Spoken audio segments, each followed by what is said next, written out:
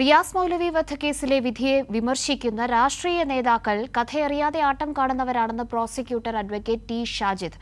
Election അജണ്ടയായി വിധി ഉപയോഗിക്കുന്നത് ദൗർഭാഗ്യകരമാണെന്നും ഷാജിദ് പറഞ്ഞു. ആദ്യ പ്രതികരണം നടത്തിയ രാഷ്ട്രീയ നേതാക്കന്മാർ ഒന്നും തന്നെ തുറന്നു പറയാം, കഥ അറിയാതെ ആട്ടമാടുകയാണ് അവർ. ചില രാഷ്ട്രീയ നേതാക്കന്മാർ, ഞാൻ ഒരാളെ നേരിട്ട് വിളിച്ചിരുന്നു, ഇന്നലെ പറഞ്ഞിരിക്കുന്നത് അതായത് പോലീസും പ്രോസിക്യൂഷനും ഒത്തുകളിച്ചു.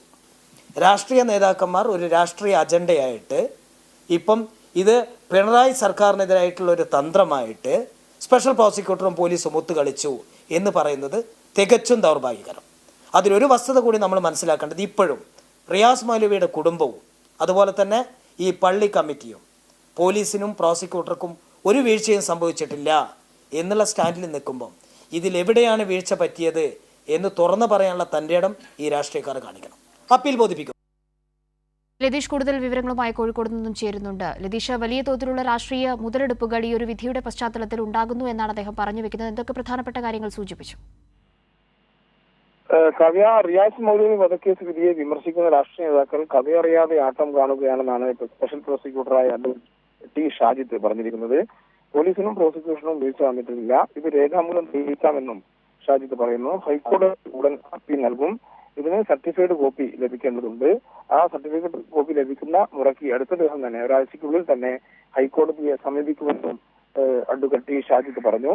ഈ വിധിയെ വിമർശിക്കുന്ന രാഷ്ട്രീയ നേതാക്കൾ പോലീസും പ്രോസിക്യൂഷനും ഒത്തുകളിച്ചാണ് പ്രതികളെ രക്ഷപ്പെടുത്താൻ ഇടയാക്കിയത്. ആ നിലയിലുള്ളൊരു വിധി വന്നതിൽ ഇവർക്ക് രണ്ടുപേർക്കും വീഴ്ച പറ്റി, അതായത് പോലീസിനും പ്രോസിക്യൂഷനും വീഴ്ച പറ്റി എന്ന് പറയുന്നത് കഥയറിയാതെ ആട്ടം കാണുകയാണ്. അത് തെളിയിക്കാൻ, ഇത്തരത്തിൽ ഏതെങ്കിലും തരത്തിലുള്ള വീഴ്ച ഉണ്ടായിട്ടില്ല എന്ന് തെളിയിക്കാൻ തയ്യാറാണ് പ്രോസിക്യൂട്ടർ എന്നുള്ള നിലയിൽ താൻ തയ്യാറാണെന്നും അദ്ദേഹം പറയുന്നു. ഇലക്ഷൻ സ്റ്റണ്ടായി അല്ലെങ്കിൽ രാഷ്ട്രീയ മുതലെടുപ്പിനായാണ് ഇപ്പോൾ ഈ വിധിയെ, ദൗർഭാഗ്യകരമായ ഈ വിധിയെ രാഷ്ട്രീയ നേതാക്കൾ ഉപയോഗിക്കുന്നത്.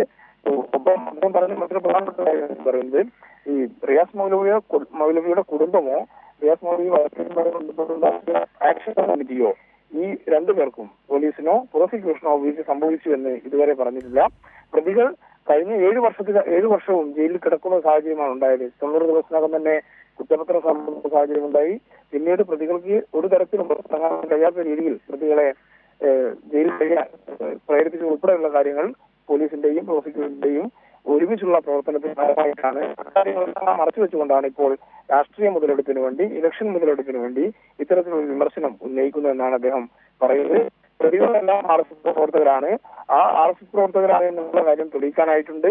എന്നാൽ കോടതി വിധി എന്തുകൊണ്ട് ഈ തരത്തിൽ ഉണ്ടായി എന്ന് ചോദിച്ചപ്പോൾ അദ്ദേഹം പറയുന്നത്, ഈ വിധി മുഴുവൻ വായിച്ചു കഴിഞ്ഞാൽ എന്തുകൊണ്ടാണ് ഇത്തരമൊരു വിധി ഉണ്ടായത് എന്ന് പറയാൻ കഴിയും എന്ന് അദ്ദേഹം പറയുന്നുണ്ട്. ഒപ്പം ഹൈക്കോടതിയെ സമീപിച്ചു കഴിഞ്ഞാൽ സ്വാഭാവികമായും പ്രതികൾക്ക് നല്ല നിലയിലുള്ള മതിയായ ശിക്ഷ നൽകാൻ കഴിയുമെന്നുള്ള ഒരു ആത്മവിശ്വാസം കൂടിയാണ് സ്പെഷ്യൽ പ്രോസിക്യൂട്ടറായ ടി ഷാജിദ് പ്രകടിപ്പിക്കുന്നത്. കാവ്യ. ശരി ലതീഷ്. ലതീഷാണ് കോഴിക്കോട് നിന്നും വിവരങ്ങൾ നൽകിയത്.